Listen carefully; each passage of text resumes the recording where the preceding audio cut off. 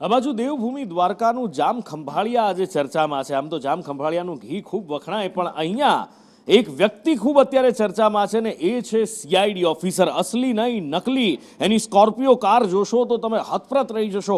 કાળા રંગની કાર, કાળા રંગના કાચ, કાળી નંબર પ્લેટ અને એના ઉપર SO લખેલું નંબર પ્લેટ નહીં, કશું જ નહીં, નિયમોના ધજાગરા, ઉપરથી લાલ અને વાદળી લાઇટ લગાડેલી। અને પોલીસે જ્યારે એને રોક્યો તો પોલીસ ઉપર સીઆઈડી અધિકારી બની અને દમ મારવા લાગ્યો હતો, પણ આખરે એનો ભાંડો ફૂટી ગયો। જયસુખ ફોન લાઈન પર જોડાયા છે। જયસુખ પાસેથી જાણીએ કે કેવી રીતે આ પાપીના પાપનો ભાંડો ફૂટ્યો। નકુલ, વાત કરવામાં આવે તો દેવભૂમિ દ્વારકા જિલ્લાના જામ ખંભાળિયામાંથી વધુ છે એક નકલી અધિકારી છે તે પોલીસના હાથે ઝડપાયો છે।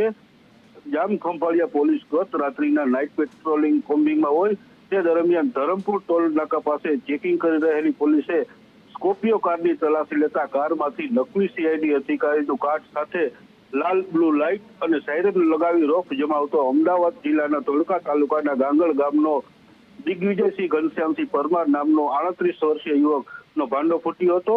જામ ખંભાળિયા પોલીસે સ્કોર્પિયો કાર સહિતનો મુદ્દામાલ કબજે કરી યુવકની અટકાયત કરી અને હાલ વધુ તપાસ હાથ ધરી છે। જી કપૂર।